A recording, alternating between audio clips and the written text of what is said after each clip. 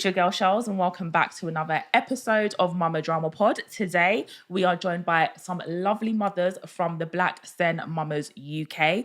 I'm not going to talk too much this episode because we've got three wonderful voices who are ready here to share their views. Guys, please make sure you are subscribed. It is free, okay? You don't need to pay for it. It's free, F-R-E-E, baby. So yeah, make sure you're subscribed. This is going to be a really good episode, and I can't wait to get into it. I'm not going to introduce because you guys know I'm a bit lazy. I don't like to do the introductions. I like guests to introduce themselves because you get to have a real flavour of who they are, what they're about, and just fill them out. So yeah, if you're listening, we've got three lovely ladies in the studio today. So I'm going to go to my right. Hi everyone, my name's Chanel. I am 26. I have one son and he's 8 years old. He was diagnosed with ASD, so that's autism spectrum disorder, when he was 3 years old.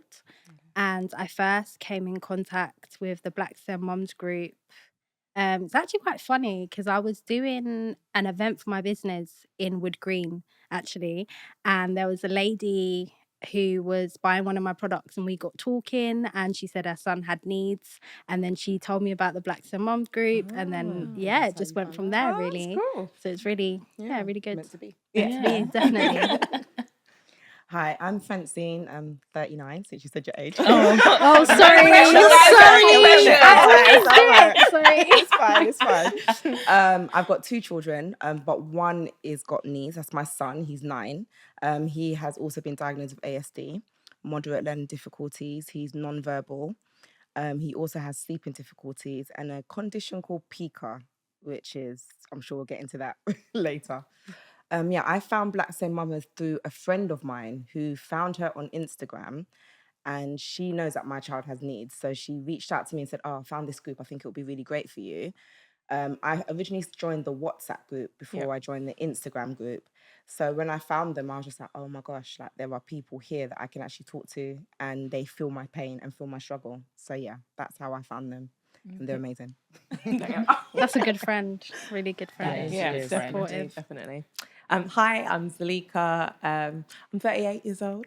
I've got 2 sons. My eldest is just turned 7, and he's diagnosed with ADHD, like severe ADHD, and like moderate ASD.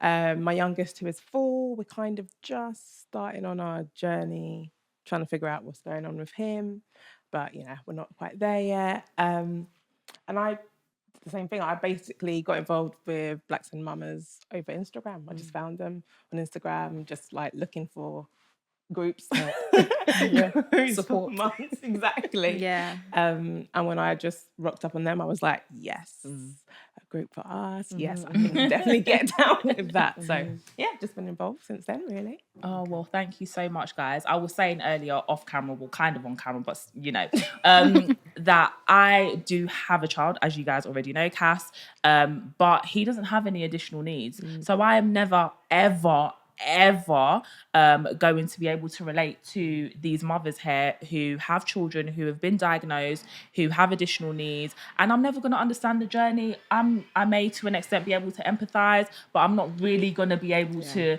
understand what your life is like day to day. But what I feel like stands out the most, and I am going to place emphasis on colour because we're all black mothers here, and it's really important. I'm going to ask a question because I feel like, and this is just my interpretation, that black people, we sweep things under the rug. Yeah, definitely. So I want to know what you guys done as black mothers to get your child diagnosed, because I don't feel like in the black community we are ready and willing to acknowledge that children can have additional needs or they can have disabilities. Exactly. So how did you go about pursuing that diagnosis and making sure that it is registered? So with me, my son was non-verbal. He still does struggle with his speech and communication, but as he's growing, he's saying more things and trying Yeah. to communicate, which is good. really lovely. But when he was 2 years old, we went to his health review, the checkup, Okay, yeah, the 2-year check. and he wasn't really talking. He was saying 2 words, daddy and bye. So they said based off of that, he should have more words, more language. We tried speech and language therapy, attention and listening, bucket time, all of that. And he still wasn't saying anything. And when he was 3 years old, he had an assessment and he was just diagnosed with autism. It was a very hard time for me because I've never, like you say, in Black families, we kind of sweep things under the rug. So I've never heard of autism. I didn't know what autism was. I'm thinking, my baby, what? Like, they're saying something's wrong with my baby. But little did I know there's not anything wrong with him. His brain is just wired in a different way. Yeah. And then that's when I realised that there are quite a few people in my family that are actually on the spectrum. Exactly. And I started to connect the dots and realize that, you know, it wasn't a vaccine or anything like that. It's just the way my son is. Yeah. And that's absolutely fine because he's amazing. But even to this day, I still have to, you know, explain to my dad, like, you know, my son is autistic, your grandson's autistic. You know, it's not that he's fine, he's going to be fine. It's not just going to disappear. This is a condition he has. And it will affect him in his day-to-day life. It will, you know, symptoms may improve. However, you know, certain things in life need to be adapted for him to navigate the world. Definitely. 100%. Definitely. So, yeah. Okay. With me, I homeschooled my children Lovely. originally.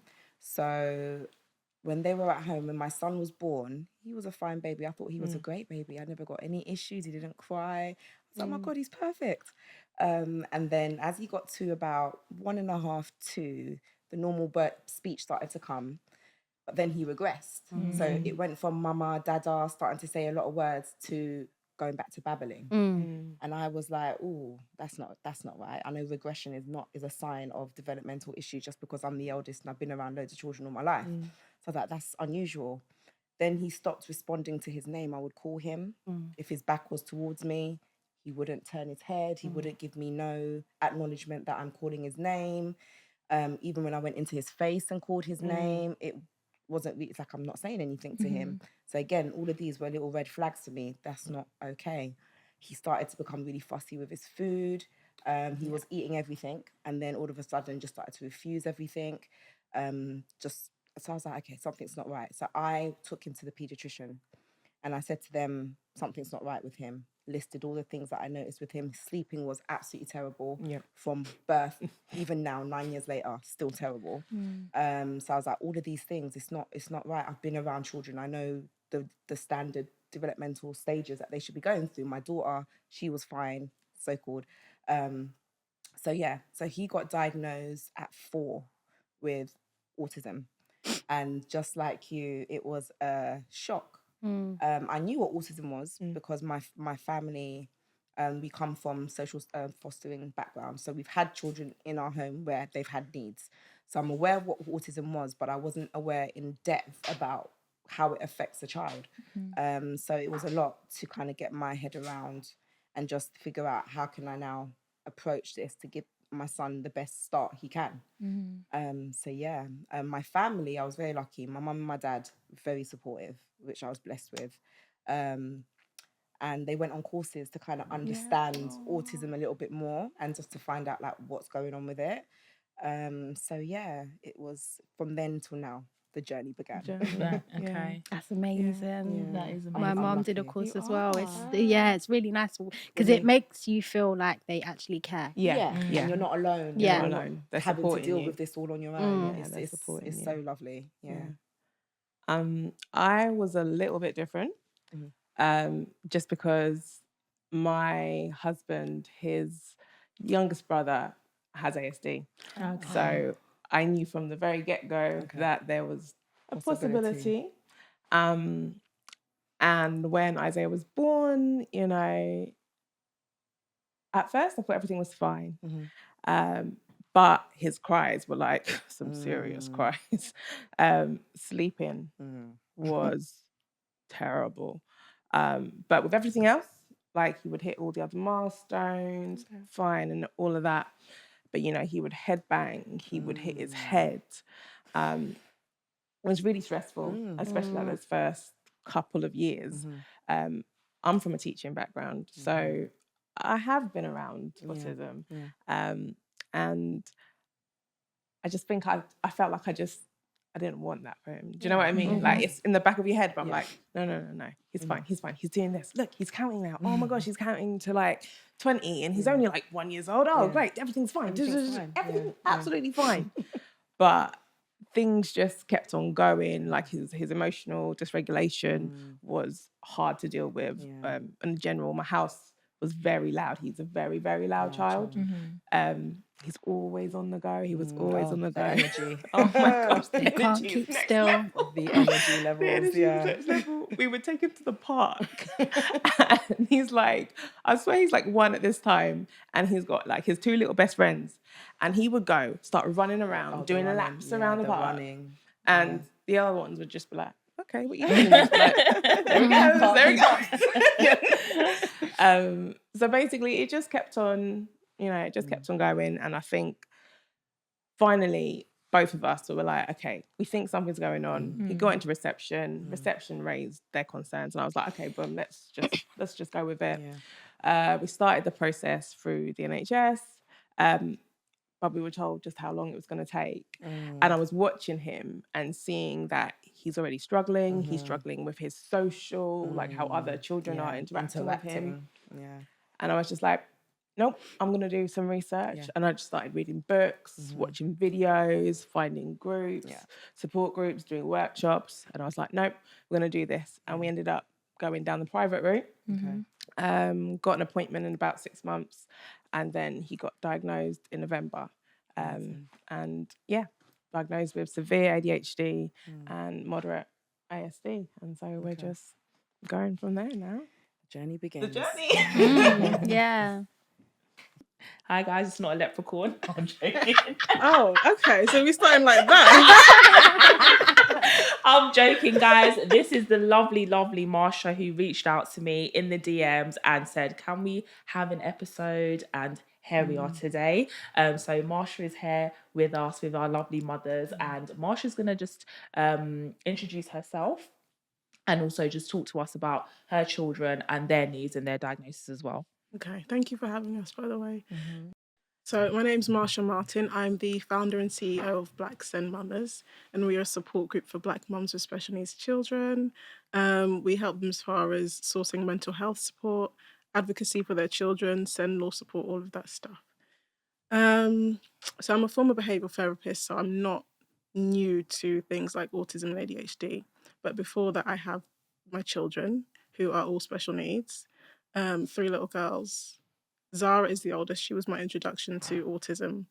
And it's a bit different because they all have boys. But for me, which is the media representation we often see, and it's not really Black boys, it's more white men. So I have a little girl, and she's 10, she's autistic. That was a lot for me.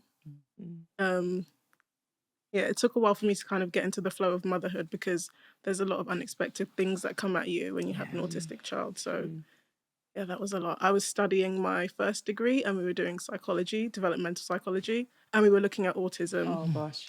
And and so I started to see like similarities, and then I kind of recognized that potentially there might be an autism diagnosis here, but I thought, let's just leave it. And then I have a Black family, so they're like, oh, it's fine. Like she's just, it's because you're on your phone too much, and that's why she's not talking and that kind of stuff. She didn't talk eventually, and so we kind of went for a diagnosis. She got it at 4, and that's it.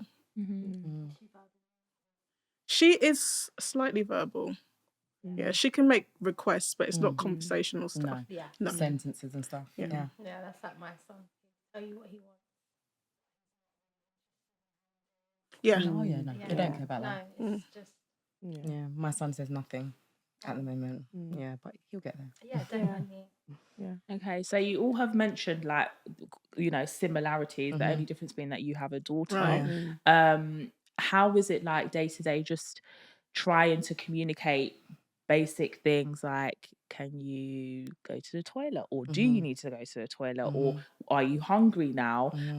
For me, obviously, like I said, my child does not have any additional needs, so I know I repeat those demands, but that's because you're not listening. Not because you have additional needs, but obviously with a child with additional needs, how does that go day to day? Is that like testing of your patience? Can I chime in with that one? Absolutely. I think for us, because just in general, as a mum, you know your child knows you. Yeah. So we learn to read them in not in non-verbal ways, right? Okay. And they learn to read us. So communication that way it happens. However, I would say that for some reason, a lot of the mums in this group are really open to the idea of positive parenting. Positive parenting with a non-verbal child is just the next thing. It requires a lot of patience, because it's like we're trying to reason with a child that is not necessarily receptive to what you're saying because they don't understand, right? So I think that's one of the biggest things, trying to remain patient. We're trying to break generational curses. We're not trying to beat no children out here. And so, you know, it's really important that we impress upon them emotional regulation. But it's just hard because, you know, speaking is not a thing. Yeah, it's really difficult in the sense that for me, when my son didn't say anything at all and he wasn't responding to visuals, it was like he was almost in his own world. So, you know, I remember just saying, but, you know, I wish he could tell me when he's hungry or when he needs the toilet, because I feel like I'm guessing. And it was very exhausting on me, because I'm thinking, I'm mentally exhausting, because I'm having to think for myself and also think for him as well, because he cannot tell me what he's thinking. So I'm trying to tap into his little mind, like, okay, do you want this? Do you want that? Do you want to go to the toilet? But now, thank goodness, he does say now. He does make those requests, and he does say, you know, it will be toilet. You know, it won't be I need to go to the toilet. He will just say toilet.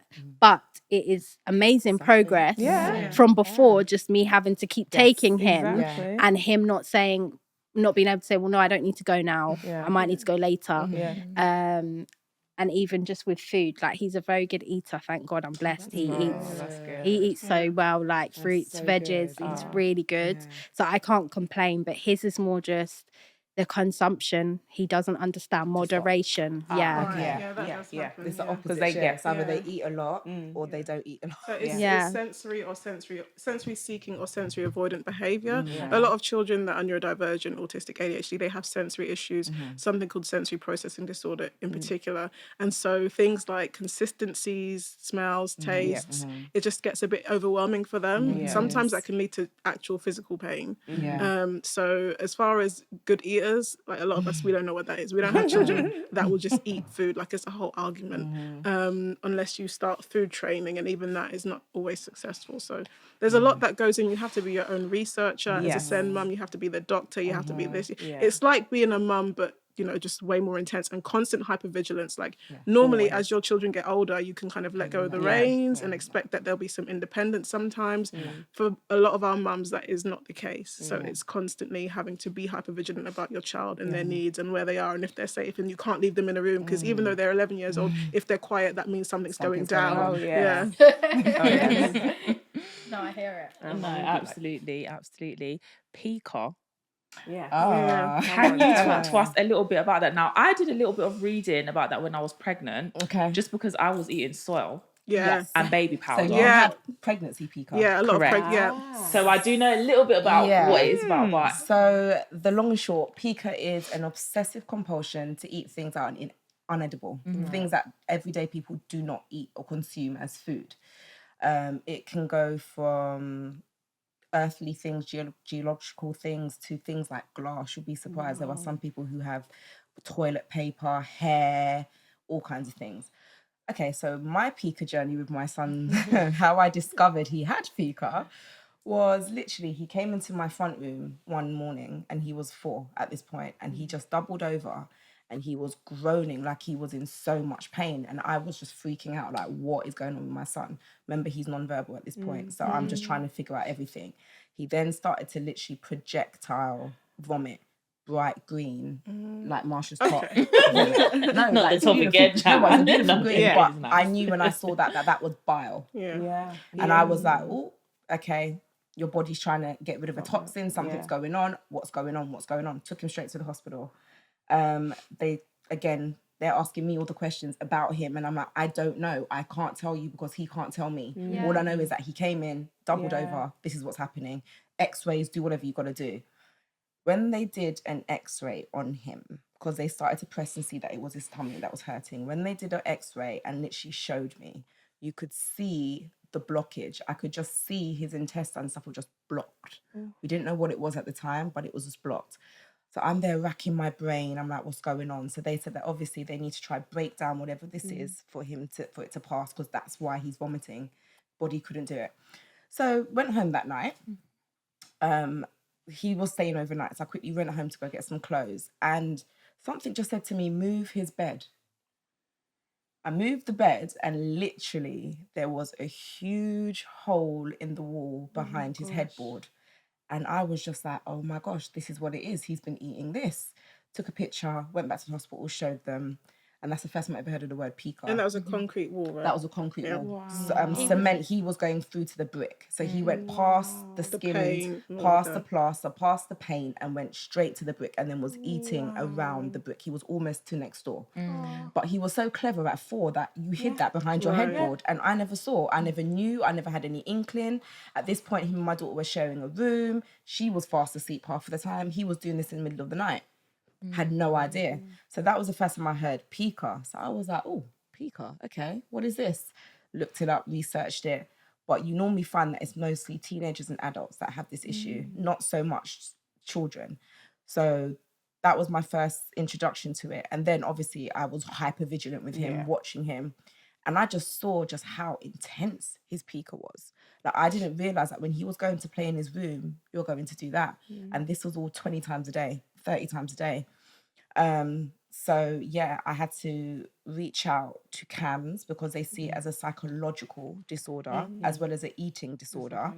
So I reached out to CAMS. They were like, okay, you need to start doing like a diary of how often he goes.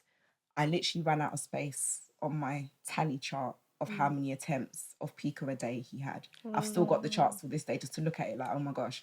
Sent it to them. They were like, we've not had a child with this level of pica before. To now, skipping 5 years later, beautiful Black SEN Mamas group, they've helped me massively with regards to housing, because where I live, my son just contracted lead poisoning because of the his lead pica. in the walls. So the lead in the walls, he ate past all the layers of paint, and my house is a old house. He ate past all those layers, contracted the lead, and basically he had near toxic levels of lead. He was like, toxic levels are 2.4, he was 1.8 in the blood tests. When I looked up what lead poisoning can do, obviously shut down organs, it's fatal. If it gets to a higher level, can affect behaviour, all of that. So I was like, I need to leave where I am, and I'm renting privately. I wasn't on the council. They kept on telling me to go private. It was just a whole nightmare. There was a lovely lady in the group who has a project called the Hot Tap Project. She deals with helping SEN mothers, SEN families, deal with the government in different aspects, housing, legal ways, all of that. Yeah, she's our SEN law advocate, Okay. Tolu. Absolutely amazing. I mean, Lovely. We can plug Tolu at the end. yeah. So reached out to her. Yeah. She battled for me, literally battled with these people. And I've just been offered a place last week. So Won't he do it? so thankful. Congratulations. But that's the same with, for example, all the mums that we work with as far as SEN advocacy, it's 100% success rate. So if you're working with us, because all of our mums on our so we have a Black SEN Mama specialist team. All of the mums are Black mums with special needs children. So our specialists are lawyers, therapists, SENCOs, educators, so on and so forth. All of us are mums with special needs children. So, and I picked them meticulously for that reason. I wanted us to reflect the people that we're supporting. I know for a lot of Black people, just in the community in general, it's difficult for us to reach out for help for whatever socio-cultural reasons. We're not seeking the appropriate intervention. When it comes to Black women, we're not getting the support we need. When it comes to Black mums, we don't ask for help. When it comes to Black special needs mums, we don't ask for anything, right? So it was important that they could see us in them. And that's why I picked that team to support us. You know, it's a collective want because we all have the same kind of struggle. But it's just when you go down to the housing office or when you go to the school because you don't feel like the provision is adequate for your child, you have a bunch of Black specialists who are mums with special needs children with you. And I was gonna tap into like education and Yeah. the system. I think I just Yeah, just gonna, yeah. because time is running, guys. We're definitely gonna have to do a part 2 to this. But Absolutely. in terms of like the education system, I know you've mentioned homeschooling. Are your children in mainstream education? Do you homeschool or are they specialist provisions? So I have a bit of a story to share. My son, he's now in specialist school. I had to fight to get him in there. He now attends a private specialist school. Was he And mainstreams before?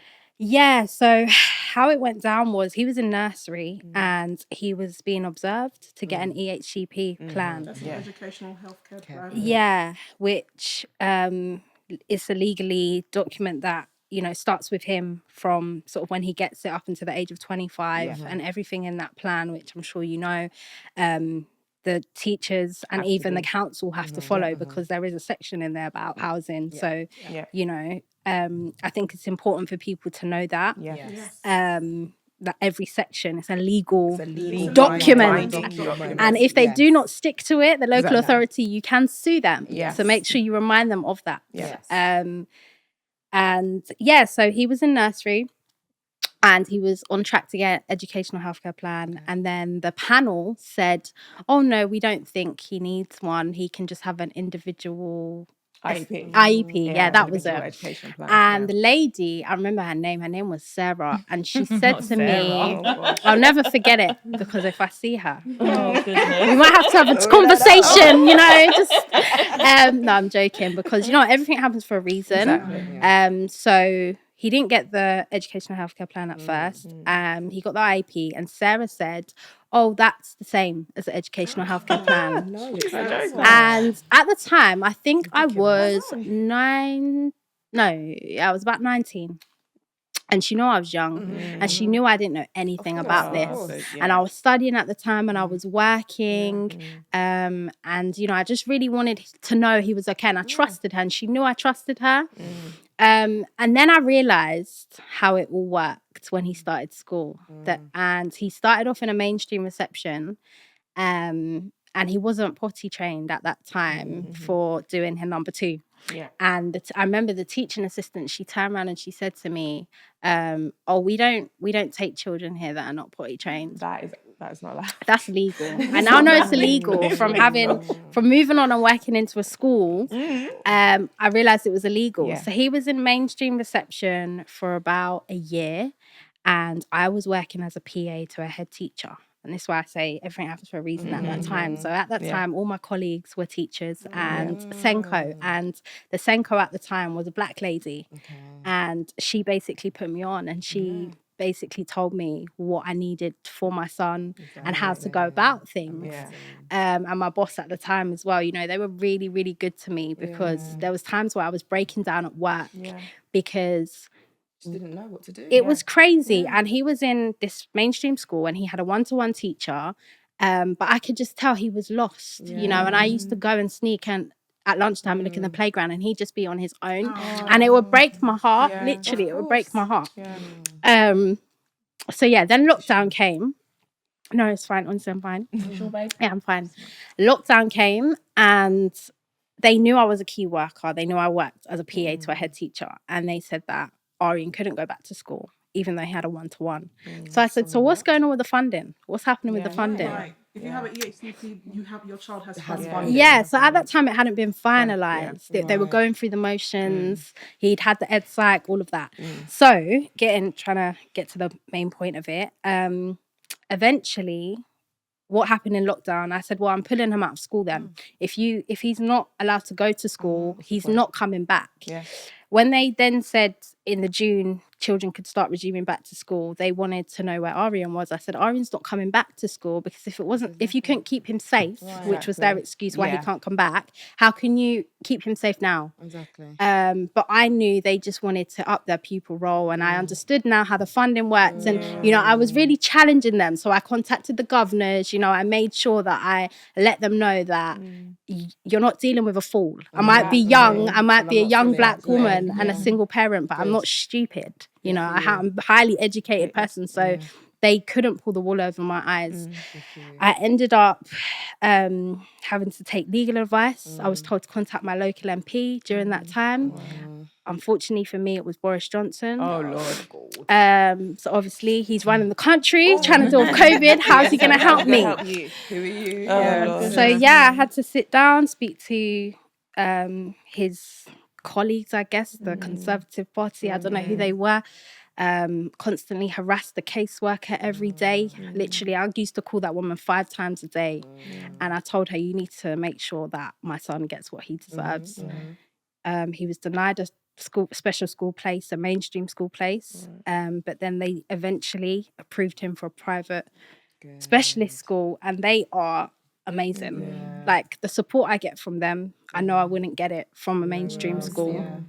Even when I had issues with his school transport, they were coming and picking him up. You know, the teachers are a godsend. They are a gift from God. And now my heart can rest now, because I know when I send him off to school every day, He's in good hands. He's in good hands. So, it was a long fight, but You're there now. Exactly. So what I've gathered from that is, mums, if you do have, or dads, if you do have children who have got additional needs, you need to challenge the system. You do.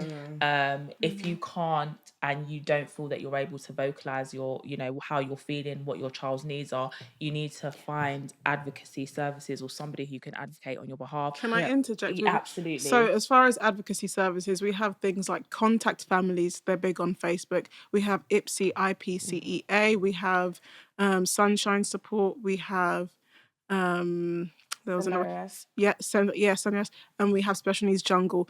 They are all places. Find their websites. Read up your rights. I will have it in a link at the bottom of this video description. And it's integral that you arm yourself with the knowledge that you need to advocate efficiently for your child, because they are not going to help you at all. And they're even going to fight against you. And the provision that you get is probably not even going to be adequate anyway. So you still have to fight some more. You have to arm yourself with that knowledge, because you're not going to get the support. If all else fails, come to Black SEN Mamas. You know what I mean? We'll support you in that. Absolutely. And Zalika, you're a teacher. So I find this interesting just on the flip side. I don't know whether you work in private or mainstream education. So I have worked in mainstream education. 15 years in teaching. But I think becoming a SEN mum, that has really like broadened my understanding. Yeah, that's something different. My knowledge. Like I always say, like when I first started in teaching, like the training that we got on ASD, and it was minuscule, you know? I was dealing and like educating children with ASD, but not really understanding much about it. I've learned so much since I have gone on this journey by myself, like through my own things. Like Marsha knows, like I'll go and do research. I'll go and find workshops. Like I'll go and find courses to do. I'm in the middle of doing an L2 in ASD. Like so, it's really interesting when you are now kind of like engaging with the schools. And I'm a bit different in that my child, he is verbal. Like you look at him and you'll think, oh, everything's fine. Nothing's wrong, you know? But he has got needs, you know? He's in a mainstream school at the moment. Okay. And at the moment, they're doing okay. They're not perfect. Like where I am, like funding for SEN at the moment is really, really low. Like all of the schools are struggling. There's so much change in staff and people are new. Like I know my Senko, she's new. She's learning. And I'm like, I'm having to become a Senko. Newly become Senko, right? And I'm like, well, I know this. So I want this to happen. Are you sure? No. I know this. This is what we're going to do. So like Marsha says, I think you have to arm yourself with as much knowledge as possible. It is imperative as parents, as mums, to be advocating for your children. It's a hard slog. It's a hard slog. I spend many nights up at crazy hours just reading, so I can go into those meetings and advocate for him and be like, no, he needs this. And I think this, like, my child, he can be very able. His potential is massive. I know what you mean. He just needs that support. Exactly. He just needs that support. And if he could get it, like the doors that could be open to him, I That's can for a lot see of our it. children. Yeah. Can I just add to that as well, when we're talking about teachers being inadequate as far as their training and what they know about special educational needs, that is really like at least I can say a national thing from the mums that I've spoken to and from the teachers that I've spoken to. We deal with a lot of the Black teachers, right? And they talk to me openly about these things, and so it's one thing for that. But when we look at, as a whole, teachers that are born in the same world as us, susceptible to the same conditioning, have a specific view of, for example, Black children, little Black boys and girls, and then they're now doing work with these children, and there's no training done to help them understand SEN, and there's absolutely no training done to look at the implications of the intersection between race and special needs, and how certain behaviours could be communication of certain needs.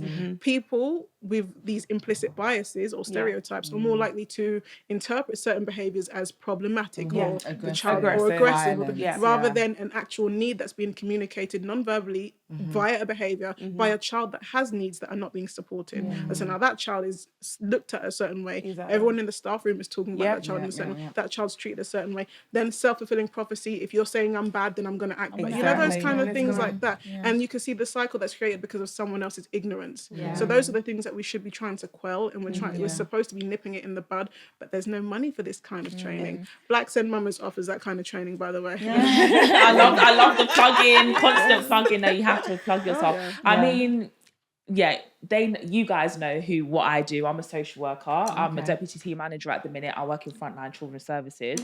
I don't mind sharing that information, but I think the issue that we have here is that there's no funding. And for us, in terms of like the local authority, so I see parents come in, they could be white, Black, indifferent, Asian, wherever they're from, come into the local authority and say, my child's got needs, I need support, I need respite, I need this, I need that. And a lot of parents actually do know some stuff. They may not be fully equipped with like bounds of knowledge, but they do know things. And the problem is that there's no services. There's no services. There's very limited budget, and your child has to be very high in terms of thresholds for the local authority to even intervene. So if there is no EHCP, as you mentioned, and I wasn't going to do all of this, but I thought, you know what, it's sounding a bit worky now. If there is no EHCP, a lot of local authorities are not going to accept that. There's not going to be an assessment. You'll be referred to early help services or early intervention, depending on what the local authority labels it as, and it will be managed within the community. So education, you might have a TAF, which is a team around the family. You might have certain other services within the community, but you're not getting that in-depth support that your child may be entitled to. CAMS, you mentioned, which is a child and adolescent mental health service, their waiting list is excruciatingly long. I was very lucky. They straight up, they told me, they were like, no, sorry, we can't deal with you. I was blessed to get him. And I was going to say, you're really lucky. Yeah, that's lucky. I was very lucky. It's not common. No, it wasn't. And I realised that when he got on there, and he did have to wait a year from the original, from me bringing the PICA to them, but they originally dealt with him because of his sleeping difficulties. And then I introduced the PICA whilst I was with them. That's how And then I've been in appointments and I'm like, and this, and that, and this too. You just be waiting forever and a day. They tried to refuse my son when it came to CAMS because they're like, he's happy, but it's like, he's got ADHD. What does that mean? That is mental health. It's already starting. You know, he's young, but I can see it.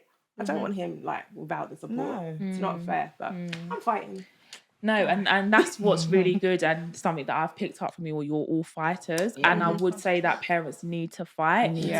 Just for the mere fact that we know that children can get lost, especially in that that age range where they're coming into like their adulthood, so Yeah, like 17, that transition.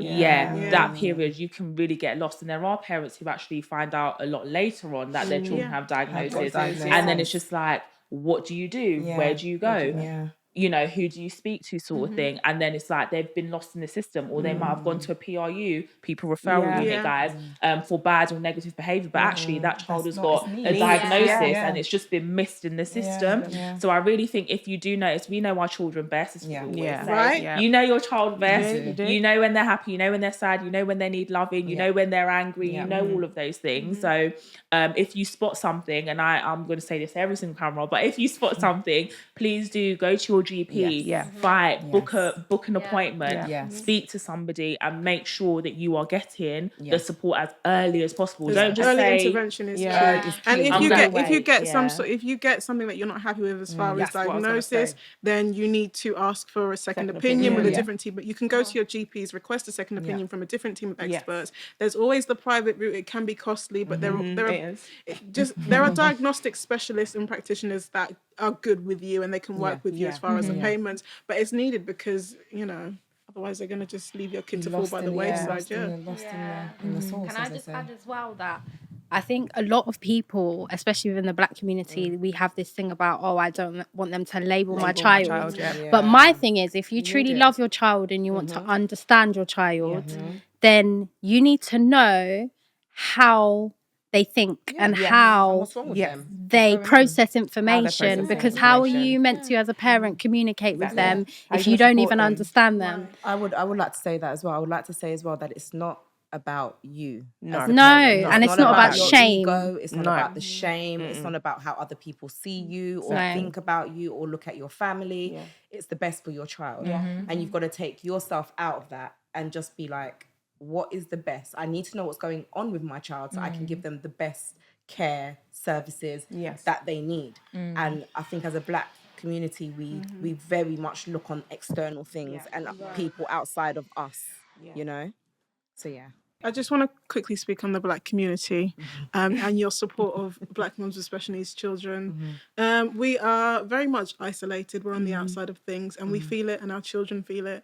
As far as the support that we give to the mums is often looking for therapeutic interventions.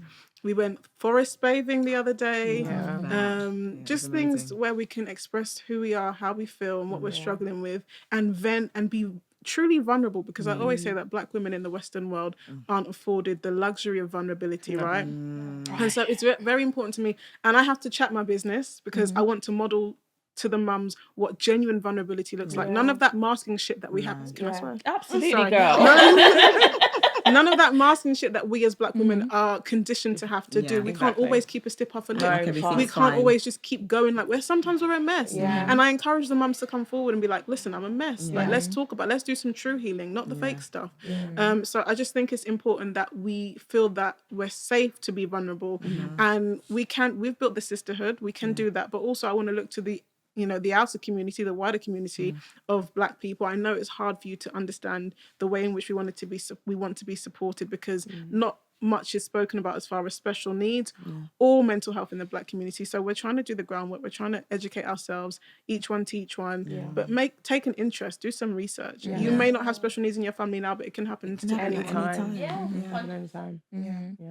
Thank you so much, guys. Thank you. I'm going to have to do a part 2 because the time has been timing. I mean, Marsha has done an excellent job of plugging, but I'm just going to say, where can we find you guys? Instagram handles, etc., and services that you want us to really like push and just put out there. And I'll obviously post that in the stories and stuff. Okay. So for the most part, our socials, the platform that we use the most is Instagram. So Black SEN Mamas _UK. That's mamas with an S plural, because there's lots of us. We're a sisterhood.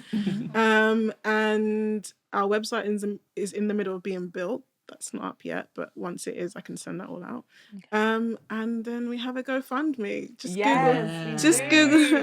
Google the Black SEN Mamas GoFundMe, because I'm currently funding everything with my own money, and your girl is broke. I'm not rich, so it'd be nice to get a bit of support on that. Absolutely. That will all be in Mama Drama Pod stories. Guys, please check out Black SEN Mamas UK on Instagram. Watch this episode, like, it is free, subscribe, and we are out. Bye. Bye.